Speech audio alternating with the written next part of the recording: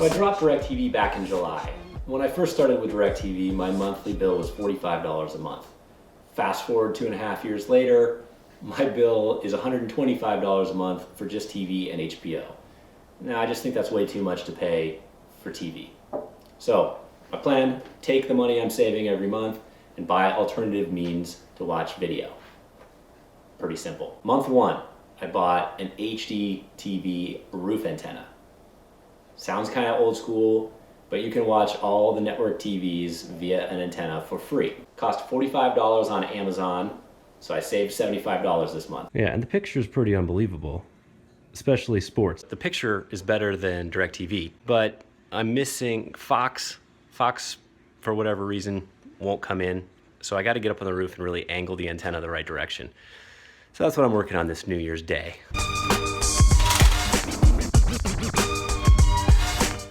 Camelback Mountain. I just kind of slapped it up there, and it really should be pointing towards South Mountain. Here we go. Oh, and check out my DirecTV guy's idea of a good installation. He just drilled right into the frigging foam roof. What a moron. I told him to keep it out of sight, so what does he do? He drills into the foam roof when this thing was just on the wall. He could have just tacked on right there. Anyway, this bar is like upside down, so I'm gonna flip it. As long as Let's go downstairs, see if we have Fox. Moment of truth here. That's right. Yeah, looking good. Also, if you're running your roof antenna just to 1 or 2 TVs, it's pretty self-explanatory. You just plug in the coax and you're good. If you're running it to your whole house or like 6 or 8 TVs, then I'll put a link below to a guy, Robert Garret, who made a video on doing power boosting the signal of your antenna and installing in your attic. So watch that if you want. Next month, September, I buy a TiVo Series 4 DVR recorder. Now I will say this first month of going cold turkey, where you used to have DVRs in every room and you had 800 channels of which you watch 4, but you have 800 channels, to basically just having network channels and PBS and no DVR is pretty difficult. I almost wouldn't suggest. But if you do it, then just plan on working out or working more, just anything that you're not doing a lot of TV watching that first month. Off Craigslist for $175, and the person who was selling it had already bought the lifetime subscription, so I have no monthly fee. So now I can record all of the digital channels that I receive and pause TV if I go to the bathroom. But this TiVo Series 4 box originally came out in 2012, which means it's 3 years old. And you can tell, it's hard to navigate. The remote is kind of a pain in the butt. It's not the best. And the antenna receiver is actually better in my TV. So if I plug straight into the TV, I can see like Fox. But if I plug into the TiVo and then into the TV, Fox is kind of garbled. TiVos are okay. You get to pause TV, which is nice, and record shows, but I think a newer version might be better. My next purchase was Google Chromecasts for all my TVs.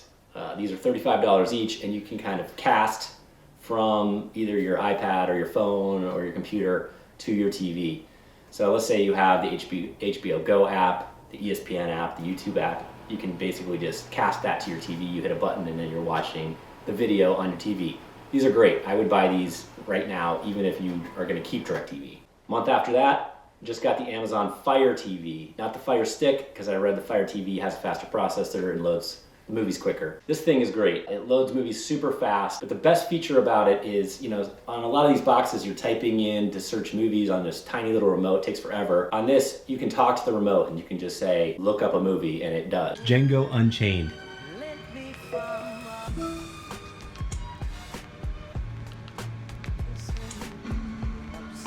It is fast. Did you see how fast the thing clicked up? Now, it only does it on Amazon stuff, not on like Netflix, that you can load through the box as well. But it's snappy, quick, it loads videos quick.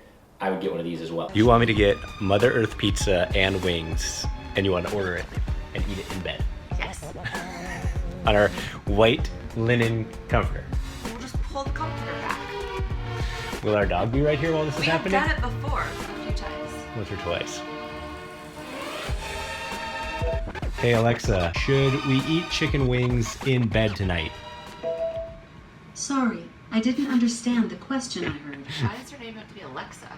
Sounds like a stripper name. My only complaint is that Amazon Prime seems like it's slipping a little bit lately. There's not a lot of free movies on Amazon Prime to watch, and is it just me or is anybody else like ordering free 2-day shipping on their packages, and it'll like on a Monday and it says free 2-day shipping arriving Thursday.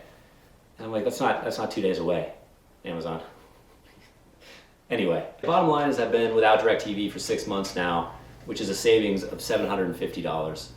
And then I've spent basically, $45, $175, $35, $35, $100. So I've spent $390, which is a savings of $360 a month, the equivalent of Lance's spare tire.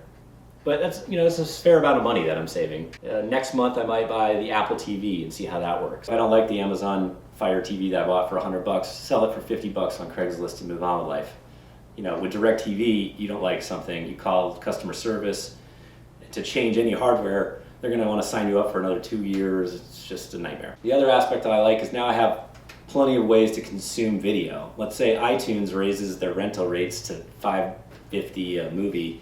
Well, I just go over to Amazon Fire and I rent movies there. So options are always nice.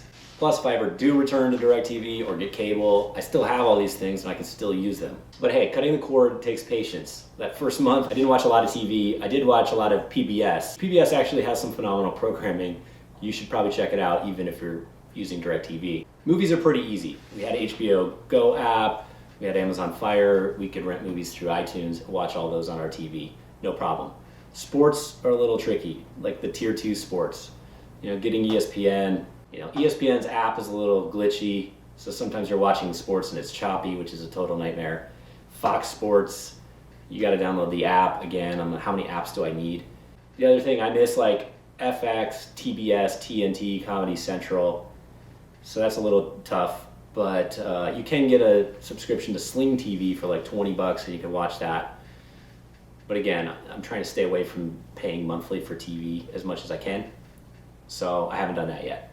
Other thoughts, HBO Go is great, but like when you're watching a movie and you're an hour in, you go to the bathroom and you come back, it's not like DirecTV where you just hit rewind for a second. You have to use this little slider and rewind, and you might go back 15 minutes, so it's a little cumbersome. Sometimes HBO just locks up and you have to like reboot it. You're starting your movie over for 15 minutes, so it's not perfect. Oh, the other thing I learned is that since I have my DirecTV dish still set up correctly, let's say your parents have DirecTV and they have an extra box in their guest bedroom. Well, if you guys have basically like the same dish and the same box, you could take a box from your parents' house, plug it into your house, and it will work. You can watch TV. There are some limitations, but it will. Like people go tailgating, they bring their box and they set up their dish, and that works. So, if your parents or good friends or something have 6 boxes or they order a couple extra boxes, you could bring it over to your house. I think it's only like $15 to add a box on your account. Maybe they get 2 more boxes for $30 and you kick them $50 a month. You both save money. I think the future of TV is going to be streaming, and I think you're going to be able to get content from multiple sources. So, do you need an ugly dish on your roof? I don't think so. What I would recommend is plan for it a little bit. If your contract with DirecTV is up 3 months, well then start buying a few things. Buy an Amazon Fire TV, buy a Google Chromecast and start using it. And then buy an antenna, roof antenna, and set that up so that when you're ready to cancel, you don't have to go cold turkey. You already can, use some of these other services, rent movies through Amazon, that kind of thing. So if you want to cut the cord, that's my advice. It's a little tricky, but I think you should do it.